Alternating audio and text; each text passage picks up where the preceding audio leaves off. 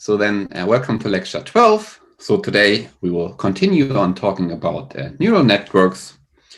And as I mentioned last time at the beginning, there are these two nice sources for having an overview. So in particular, these videos by 3 Blue 1 Brown.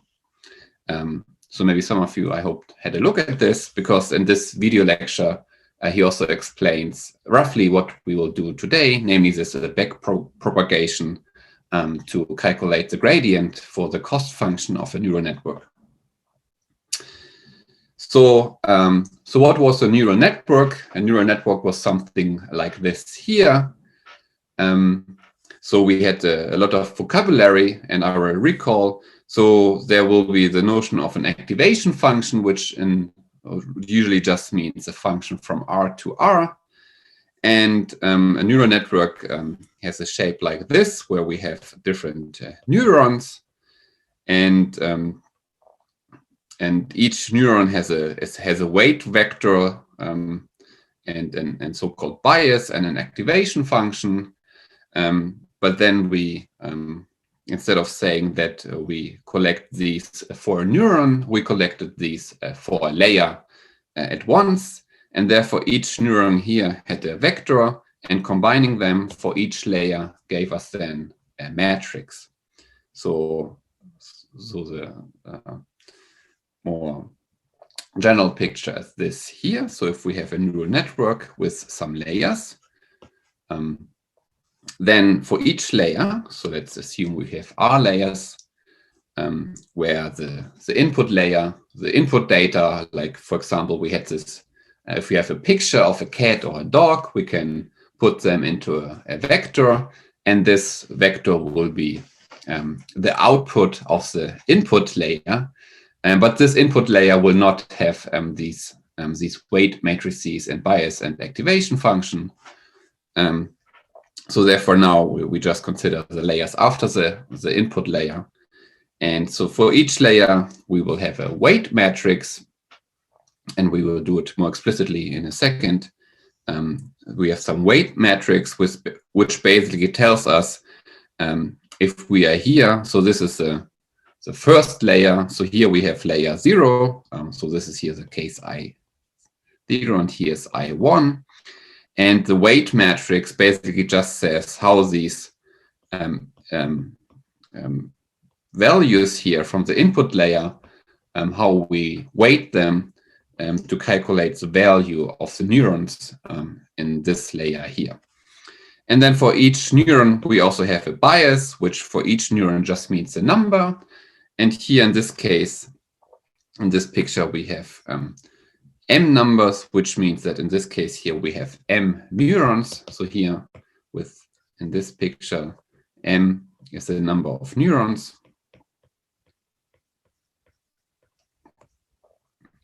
And this N here is the number of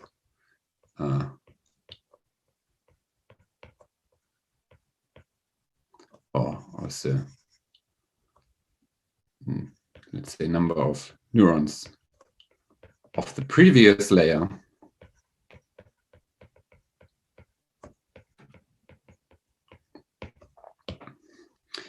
And we have for each layer an activation function.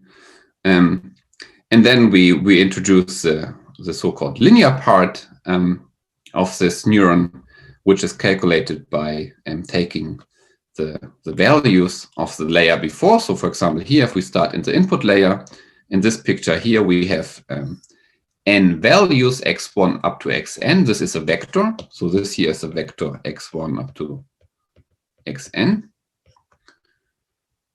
So here in this notation, this is the case when we look at the first layer. And then what we do with this vector, we multiply it with this matrix here, which we can do because this is an m by n matrix. And then this here will be a vector of size m. And to this vector, we add at each component this bias, which in this case is also a vector of size m. And therefore, this in the end will be a vector of size m. And this will be the linear part, and the linear part is usually denoted by z. And also for notation, these square brackets we use to denote in which layer we are. And if we are in the first layer here, then this number here is the input layer. But in general, this X will be the output of the layer before. So in this case here, this X is also A0, and if this is here the input layer. And then if we calculate, after calculating the linear part, which is a vector of size m, where m is the number of neurons, then the output of this layer is applying this activation function at each entry. And here we will also use this notation here. So even though this sigma is just a function from R to R, if we apply it to a vector of size n by this, so this expression we define to just apply it at each entry. Okay. And then there were some examples for activation functions, even though today we will not choose an explicit activation function.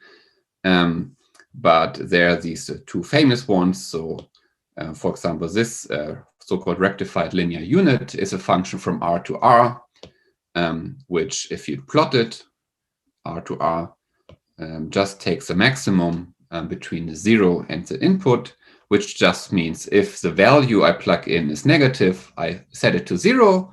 And if it's positive, I just leave it the same. So here, if you plotted the graph, then this here is the graph of the rectified linear unit. And then we had this sigmoid function, which we used when we talked about logistic regression. And this graph of this was just given by this function here. So this is a sigmoid function S. And there are several different activation functions. And for example, here I gave you this Wikipedia page. And you also see that they do not just give the functions, but they also give the derivatives. And this we will see today why this is interesting, because the derivatives of the activation function will appear when we calculate the gradient of our cost function. And therefore you will need to use these formulas. Okay. And so now, so at the end of last time, we then gave this explicit neural network. And I just want to make sure that every notation is clear. So in this case here, we have 3 layers, or 4 layers, if we also say the input layer is a layer. So we have 4 layers here, where these 2 in the middle are called the hidden layers. And here we have the output layer and the input layer. And for example, in the input layer here, we have, so we have 5 input things. So we could say we have here 5 neurons. So this A0 in this case would be in R5. And then the first layer has 3 neurons. And therefore the data for the first layer will be, we have a weight matrix here, which needs to be of size 3 times 5. And here this 3 is the number of neurons in this layer. And the 5 is the number of neurons in the previous layer. And because each entry in this matrix here, so there are 15 numbers, and each entry in this matrix corresponds to one of these arrows here. So each number in here somehow, so for example, here we have one, so for example, here the neuron 4, and this will have some influence on the value for the second neuron here. So here's some number attached to this arrow, and this will be the entry of this matrix here. So maybe let's give this a name. So if I have the matrix here, this is now the because this is a 3 by 5 matrix, the rows corresponds to the neurons here. So this is the entry in this matrix in the second row and in the fourth column. Yeah, so the number in this matrix at this position somehow corresponds to this thing here and says how much does this neuron somehow cares about the output of this neuron here. And then what we do to calculate the value of this, so this I will do on the next slide, we multiply these numbers in the matrix with the values coming from these neurons here. And then we have a number, and to this number at each position we add the bias. So here in this case, to calculate this number, we would take all these values here, multiply them with the entries of this second row of this matrix, and then in the end add the second entry of this bias vector here. This will give a number. This is the second part of the second entry of the linear part in this layer, and then to this we apply the activation function, which then will give the second entry of this output of this layer, which then gets fed into this layer here. Yeah, so, and these things here are all the parameters. Well, maybe not the, so the activation function, they are fixed from the beginning, so they belong to the architecture of our neural network, but these numbers here are then our parameters in the end. And this is what we want to find when we train this neural network. Okay, so here, even in more detail what I just said. So here we just focus on the layer 1. So what we do first, we will have some input numbers here. So for example, these numbers could correspond to the values of some pixels in an image. And then after we get these numbers from the input layer, we calculate these three numbers here. So here, these are the, so this Z1 is a vector of size 3, and these are just the three entries of this vector, which comes from multiplying this vector with this matrix and then adding this bias vector. And then at each entry, we apply the activation function, and this then gives the value of the vector A, which also has three entries. And this is then the new output, it's a new input for layer 2. And then in the end, in this picture here, at least we get one number because the output layer just has one neuron. Yeah, so is this clear? So what we call, what the Z is, the A, the W, and the B, and the sigma.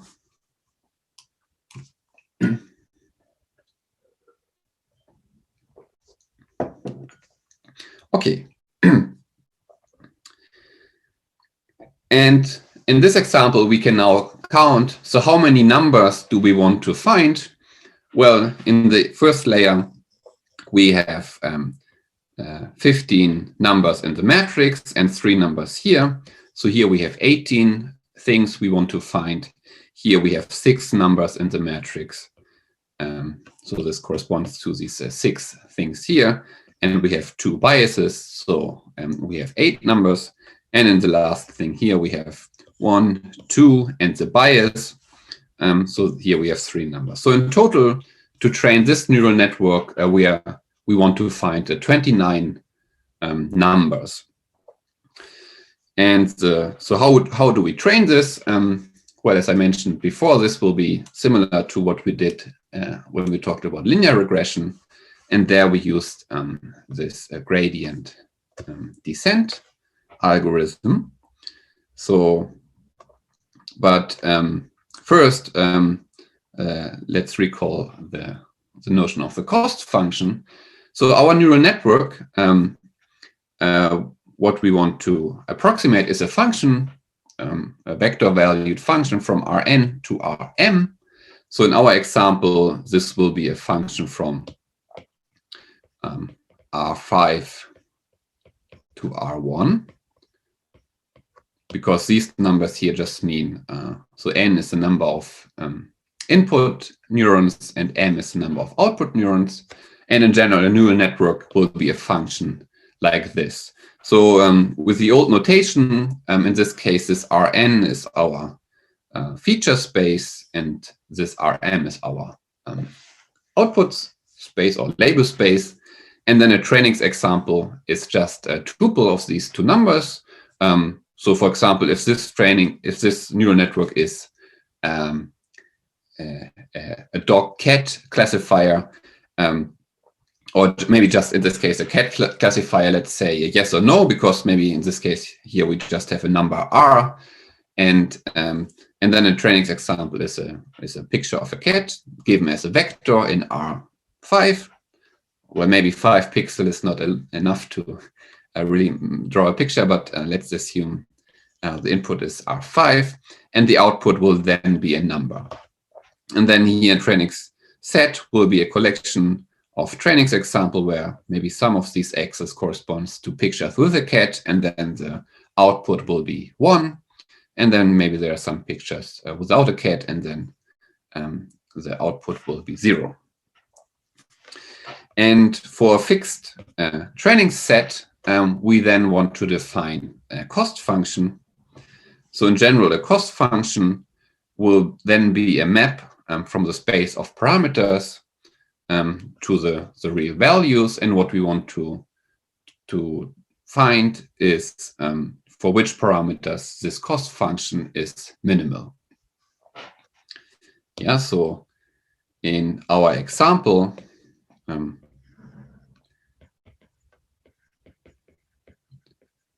what we have is a function j, which for a fixed training set, so to be precise, one should say that j depends on t, but for a fixed t, and it will be a function from R29 to R, because we have 29 parameters which we want to find, and the cost function will be a function from these parameters into the real numbers. And this number, if it's big, then we have a lot of cost, meaning that our current choice of parameters is not a good choice. And what we want to do is we want to minimize the cost, because usually these cost functions somehow measure the difference between the calculated output for a given input example, and then they compare it to the real output in this training set. Yeah, and for this we had a few examples before.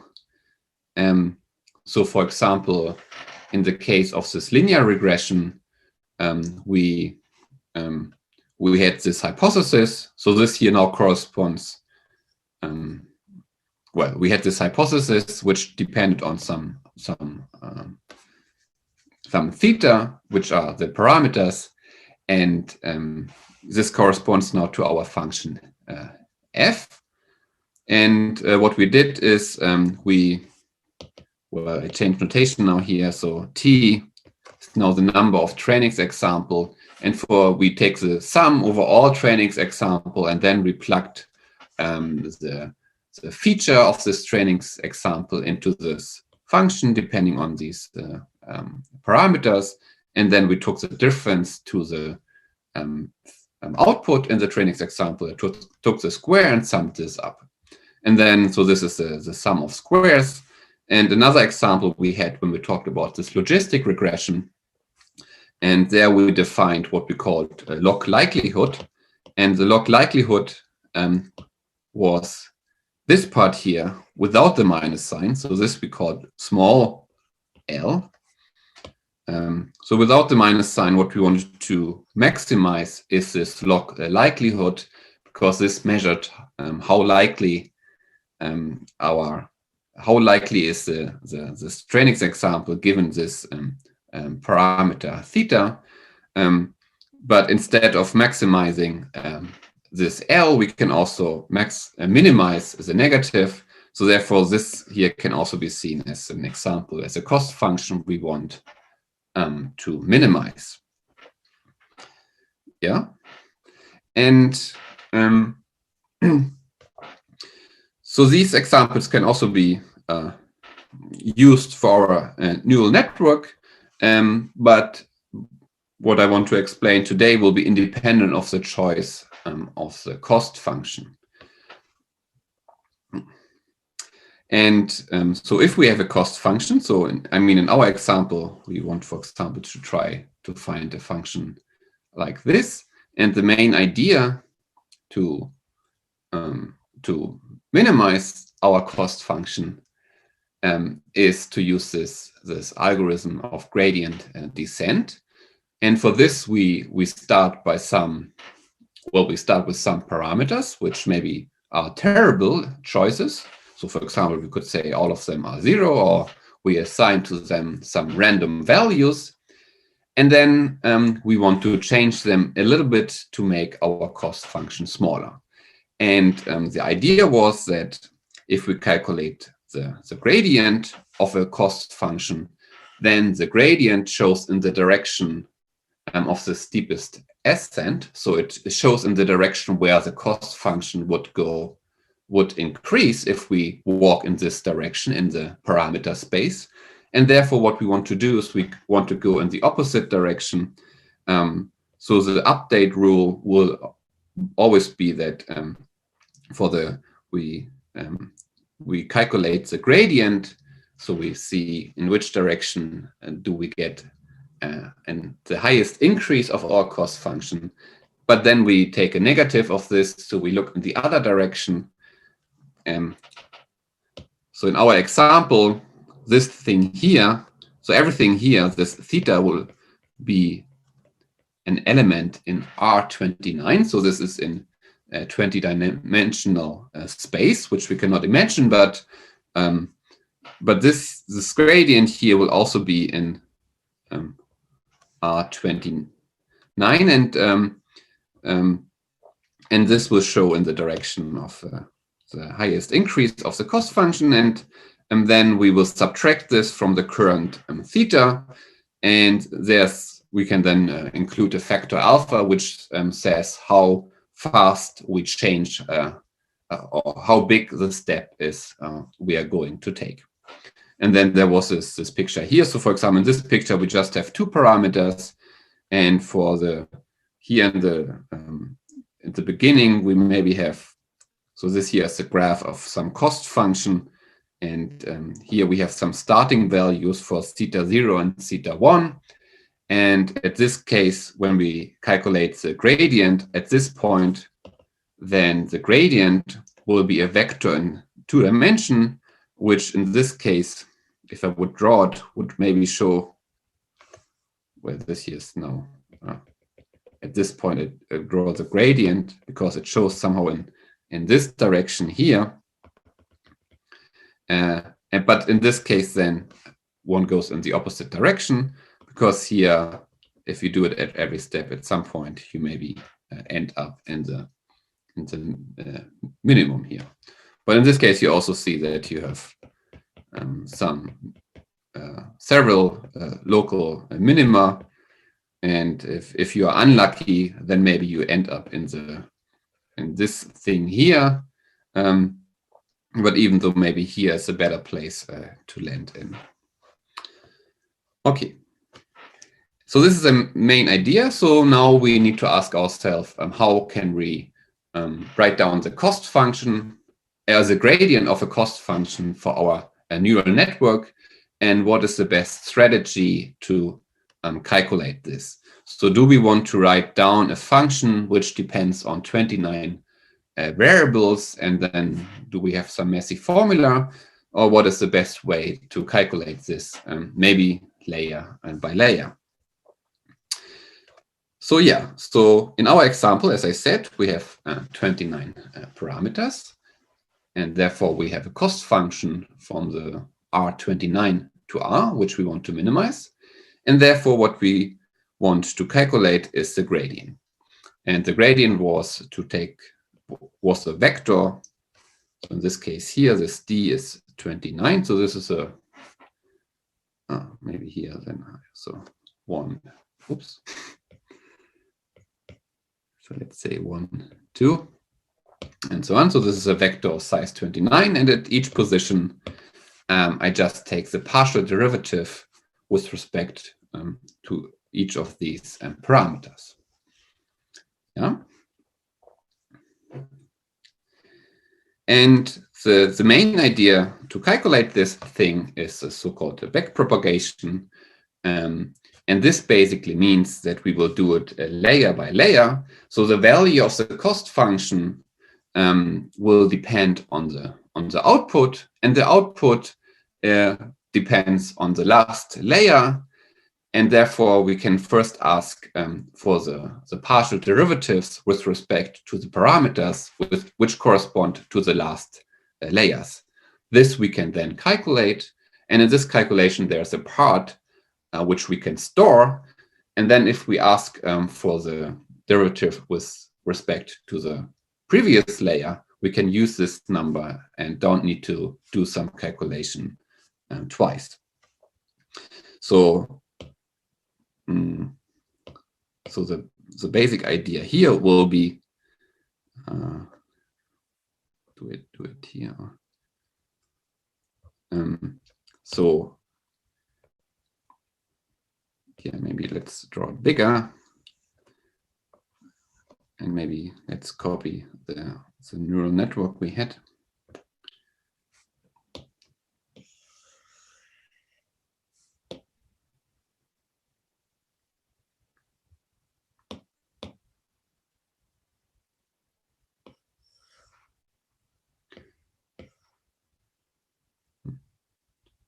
Here.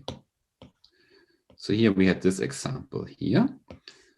So these 29 numbers which we want to find, some of them belong to the last layer. So the last 3 numbers here somehow correspond to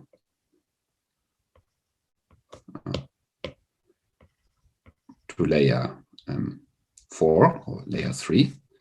And then we have some numbers here, which are in the second layer. And then some numbers here, which corresponds to the weight in the first layer.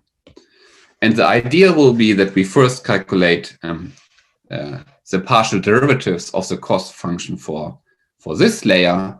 And in this calculation, we will calculate something which we can use to calculate easily the partial derivative of our cost function with respect to the green weights.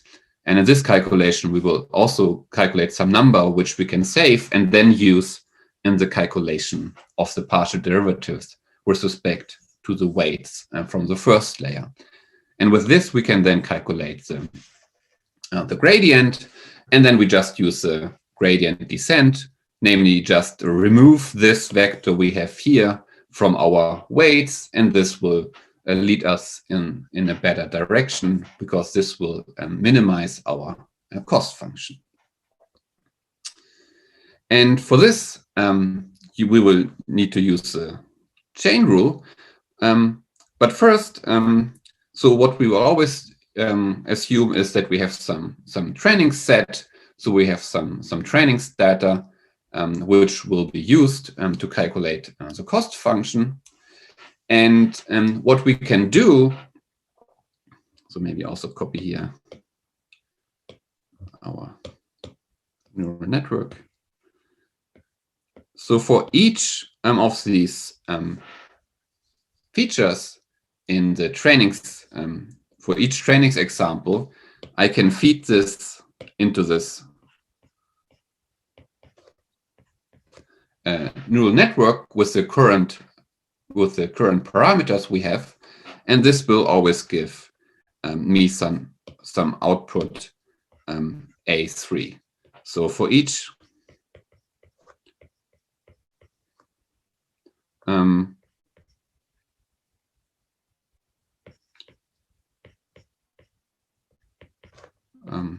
we can compute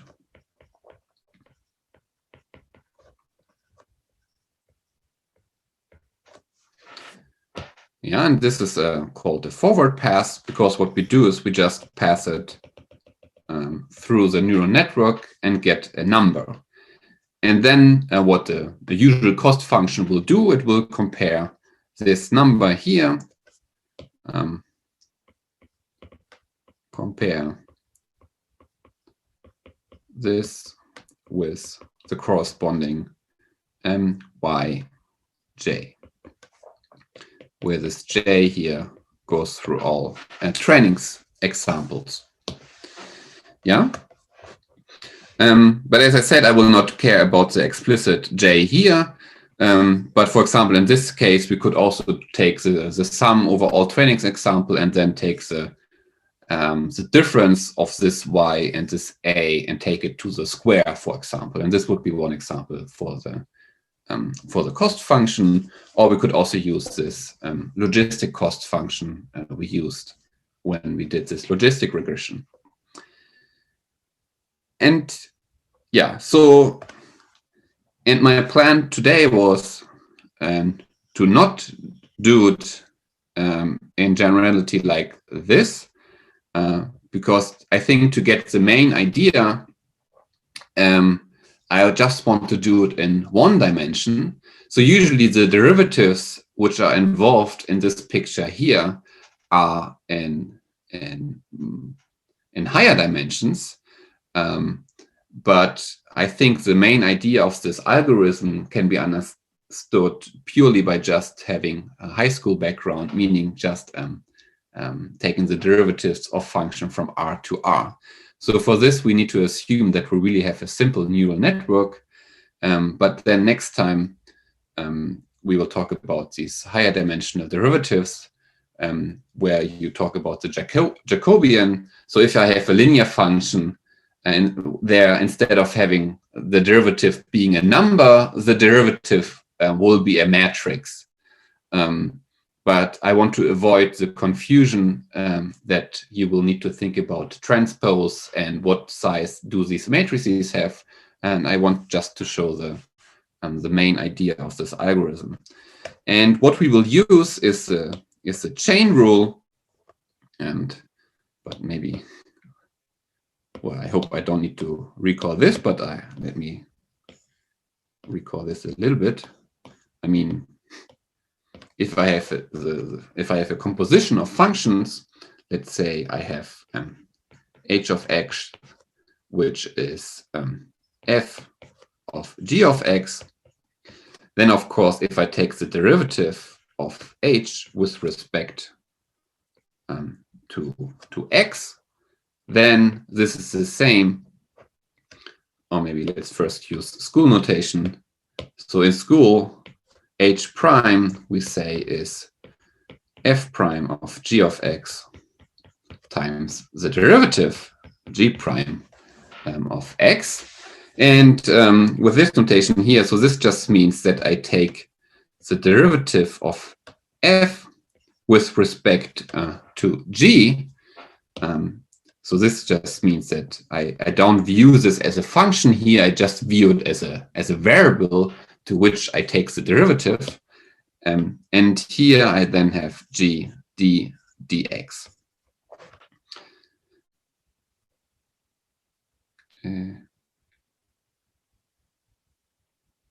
Yeah. And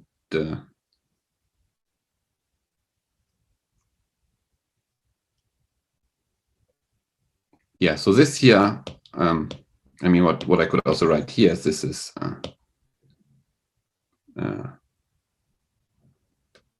yeah.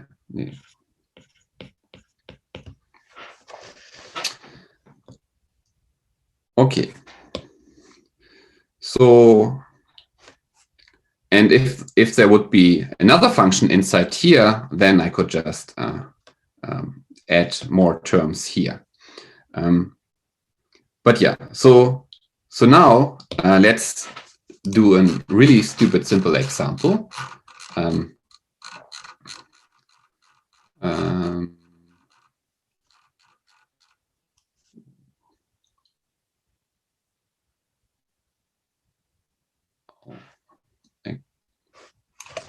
Anyway, let's do it now by hand. So what I want to do is I want to have a really simple neural network which just looks like this. And this makes everything one-dimensional. So instead of talking about matrices, we will talk about just numbers. So here I have input layer, then I have one hidden layer and an output layer. So this here will be A0. This will be A1. And this here will be A2. Yeah. And so here I have this. And what is A1? Where A1 is sigma 1 applied to Z1. And what is Z1? Z1 is the linear part. So this will be W1 times A0 plus B1.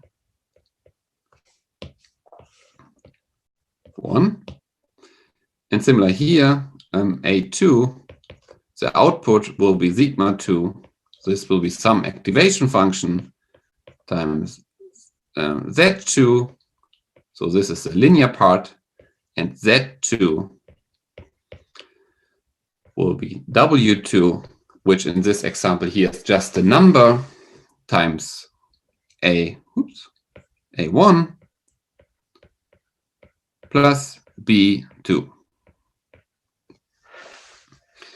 And now we will take a training set, and let's do also a really simple example. Let's say we just have X and Y. So I just have a training set with one training example. And so what we can do for this X,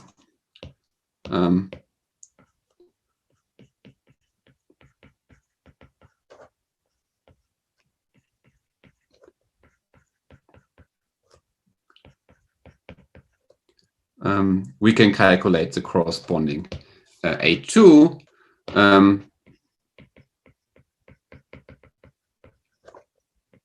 by plugging this into the neural network here, and then calculate this with the current W1, B1, W2, and B2. Yeah. So how many parameters do we have here? In this case, we have 1, 2, 3, 4 parameters. And so now we can define the cost function. Maybe let's do cost function. So the cost function, which let's call it also theta. So theta will be now our parameters, and our parameters are W1, B1, W2, and B2.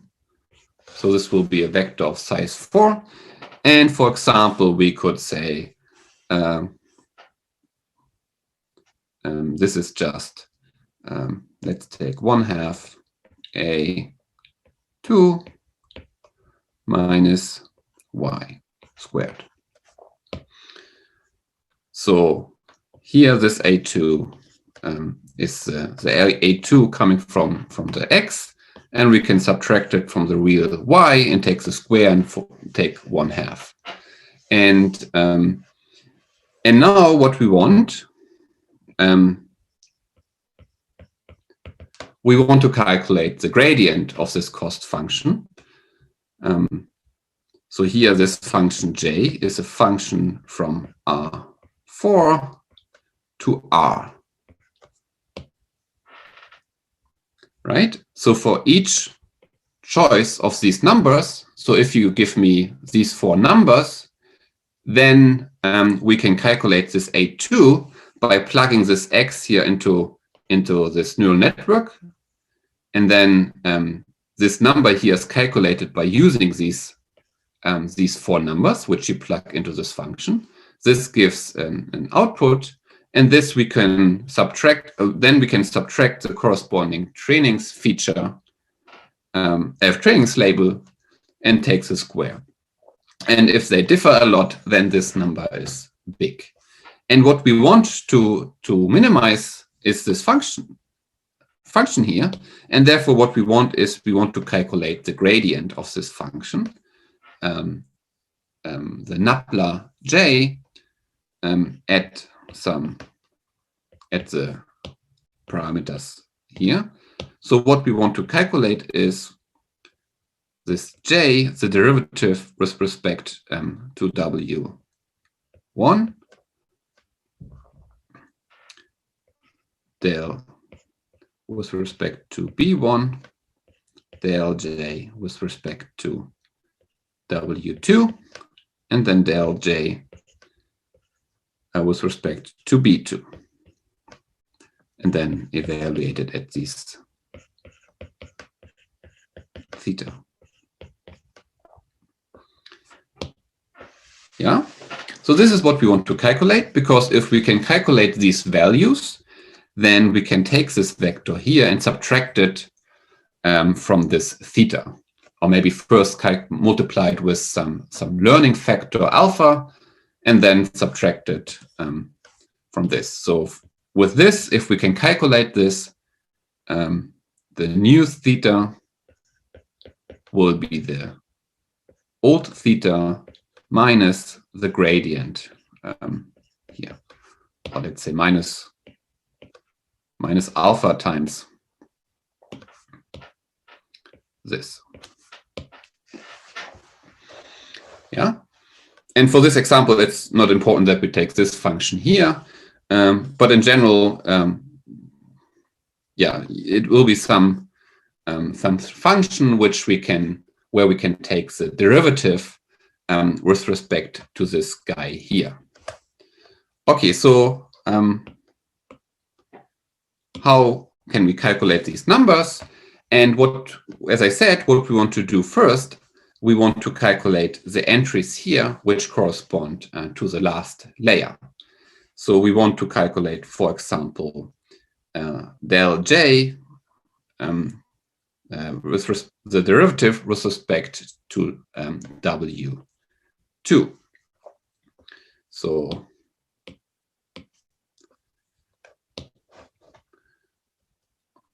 okay, first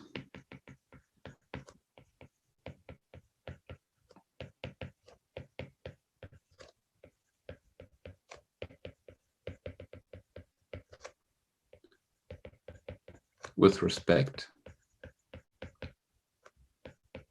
to w2 and b2. So what we want is del j with del w2, and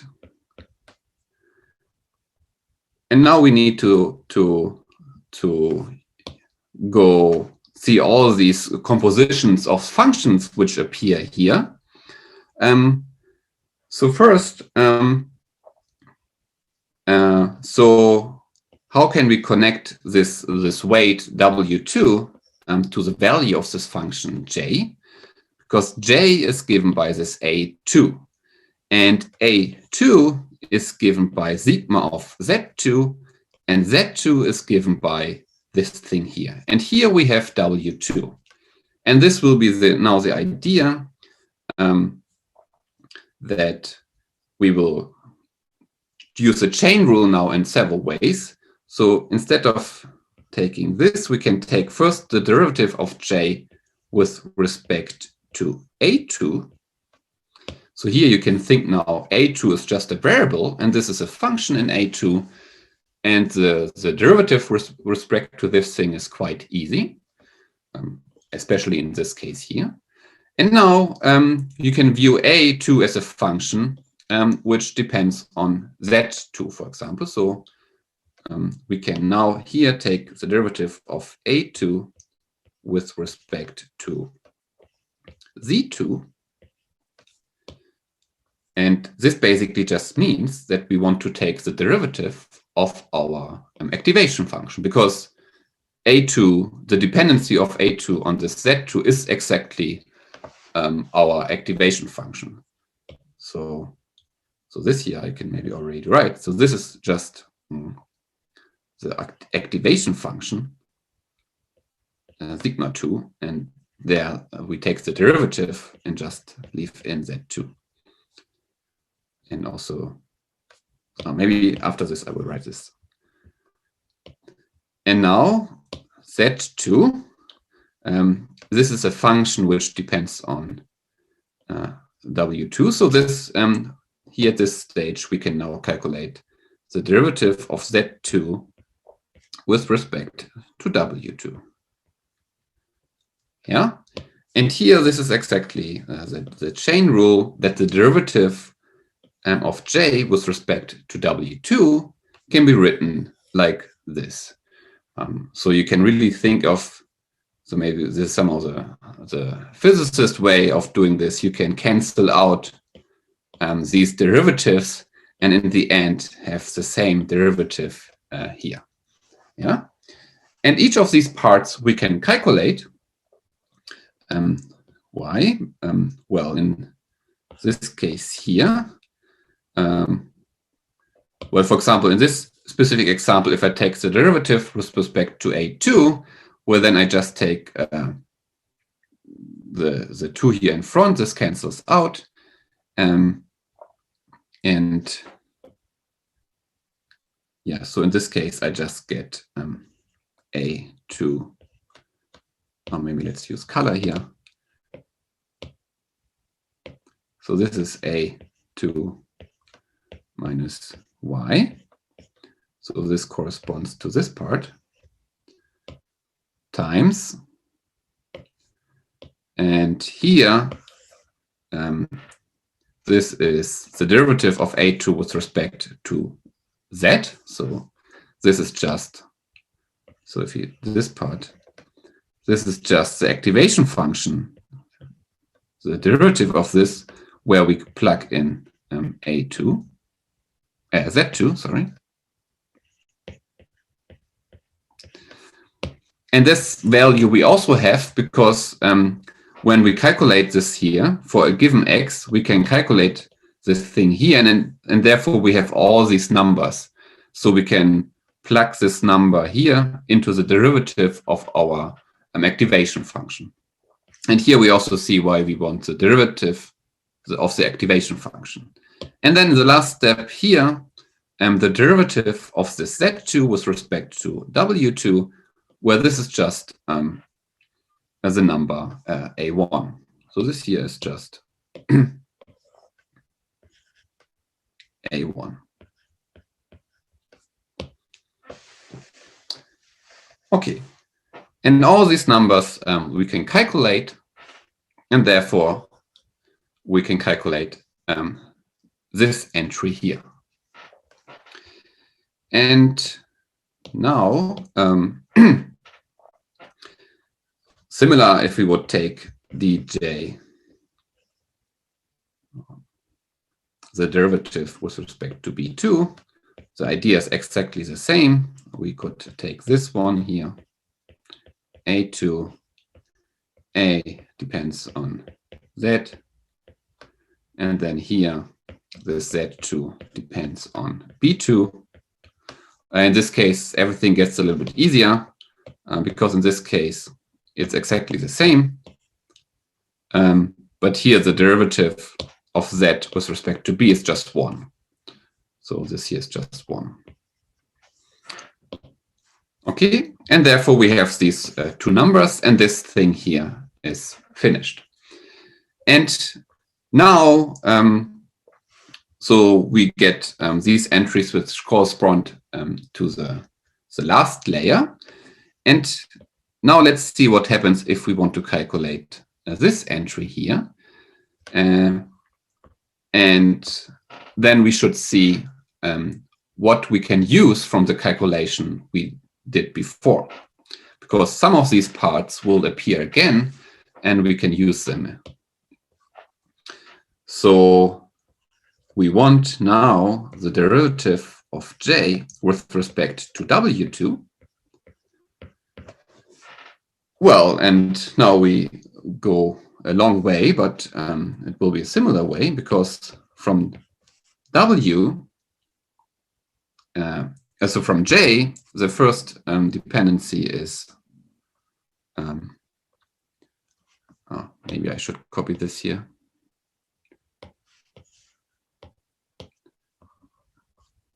So let me put this here.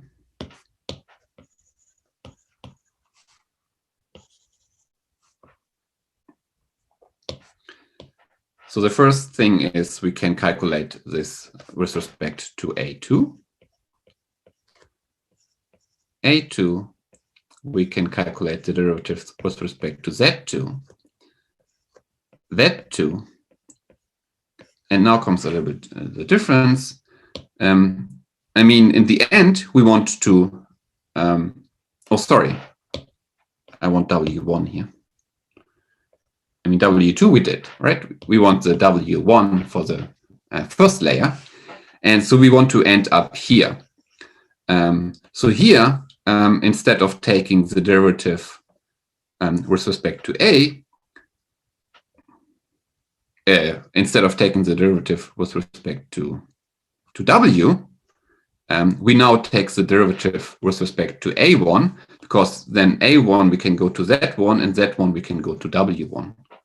So now we take the derivative with respect to A1, and now we are in the layer before, and here we can take A1 to Z1, and then Z1 depends on the W1.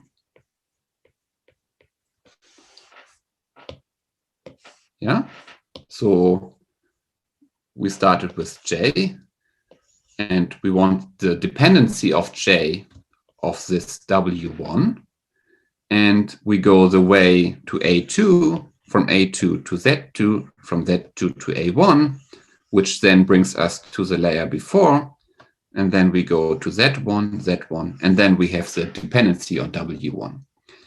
And you see it's almost the same as before,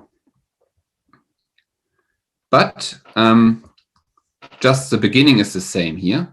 So this part here, this number, we already calculated, and this number appears exactly here.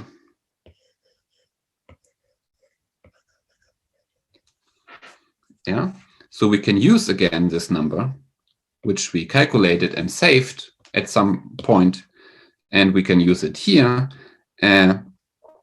And now we just need to calculate the rest, which is here.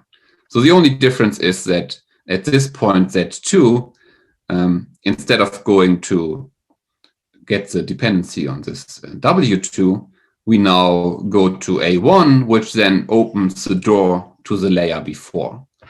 But this here, we don't need to calculate again.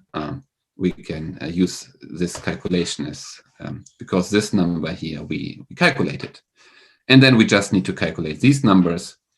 But this is also, so here we then have this stuff here, which we calculated before, and then that 2 dependency on A1 is then W2. So this is this here. And then A1 dependency on Z1, this will be sigma 1, the derivative where we plug in Z1.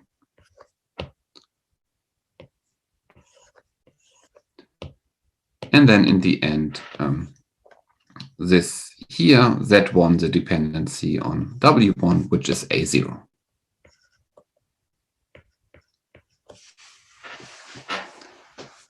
Okay, is this clear? So in higher dimensions, the difference here would be that instead of just multiplying with numbers, it will be a multiplication of matrices. At some point, we need to take care of if we take the matrix or the transpose of the matrix. But for the first step, I wanted to avoid this confusion, and just wanted to make sure that the idea is clear that we want to get this vector here. And this vector, where's the neural network here? this depends on all these weights attached to these things here. And we first start by considering the dependency on these weights, and then we do some calculation. And some parts of this calculation we can save. And then if we ask for the dependency on these weights, we can use these and just need to calculate a little bit more. And then we can use this again to calculate this here. And this is the main idea of this back propagation. Yeah, and with this, we can then calculate the gradient, and then we can use gradient descent and subtract this gradient from our current choice of parameters, which will lead us then in the right direction. And here in the last slide, so here I was lazy and I stole this from the Stanford course. So the general algorithm is as follows. So maybe let me copy the calculation I did here.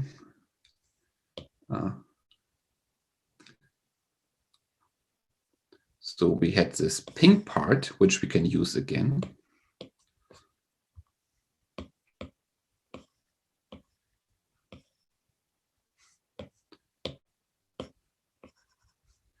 And this pink part appeared in this calculation here.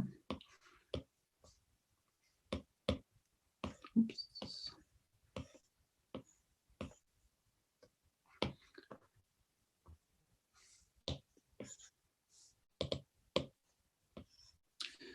So in general, this algorithm, if we have R layers, then first what we can do is we can plug in the trainings feature. And for this trainings feature, which in the example before was just one value, we can calculate all these values of A and Z. So we can assume these values exist for the current choice of parameters. And then what we do is, which is now, we want to calculate this gradient. And because we go in the other direction, this is now called the backward path.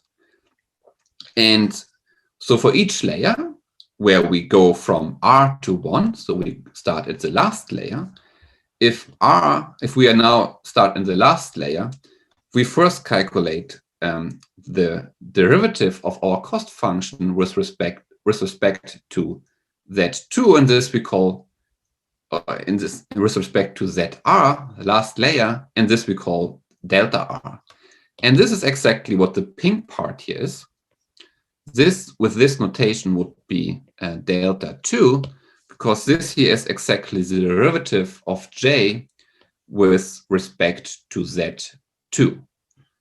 Yeah, and this is the part we can use also for the next step. And then, after this, what we compute then, the derivative of J with respect to WK. So this here is then given by delta, which is this here, times the A, and this is what we calculated before. This here was A1. Yeah, and here you see the transpose, because in our example, this A1 was just a number, but in general, it will be a vector, and you need to be a little bit careful. We will see that we will need to take the transpose. But the idea here is exactly this formula here. And if we take it, if we want to calculate the derivative with respect to B, then this last factor here was just 1. So we just take this delta. And then if we go to the next layer, then we are not here. We are not in the last layer. We are here. And what we now do is we take so the new delta. Well, maybe this I didn't write down. But if we would have done the next step, then the next delta would have been this part here, this would have been the delta 1, because this we would use for the next W, because here the only difference is always the last step. Instead of going asking for the dependency of Z to W, we want to go to the previous layer, and therefore we will choose the way of dz dA. So what we want to save is this part, because this will also appear. So, and the definition of this here is exactly this part here, which is the previous delta. And here this W is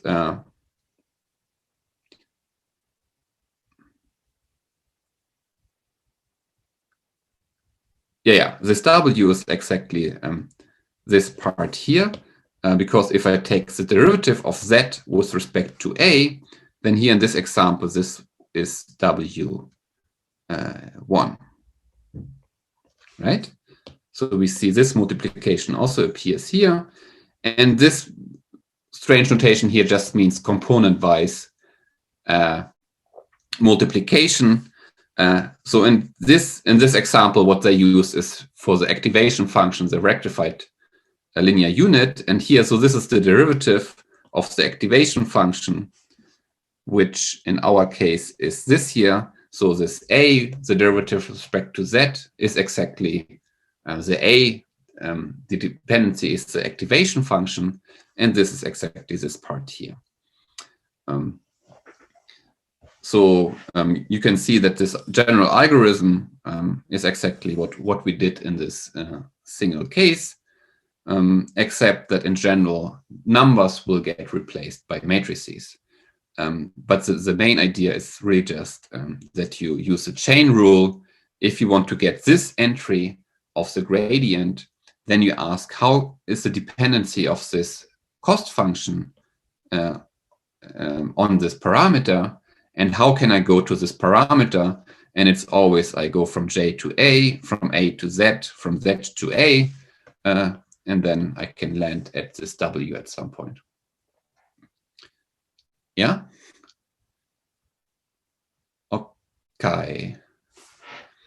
And yeah, so this I want to implement next time for the example I did in the Python notebook last time, which was exactly this example here. So on the homepage, on the last lecture, we implemented this here in a really naive way in Python. And the next time, I want to do the implementation of this backpropagation for this, and maybe train this neural network on maybe some silly trainings examples. And then do some examples, maybe with TensorFlow, to show you some more exciting examples where we really have some real images and some real neural network. But then we will not implement everything by ourselves. Then we will just say, I want a neural network with, let's say, 4 layers. And then we can choose which activation functions we want to use. And then we can just say, here's a training set, and train this neural network with this training set. Okay. Then, yeah, I would stop now, and then you can ask some questions.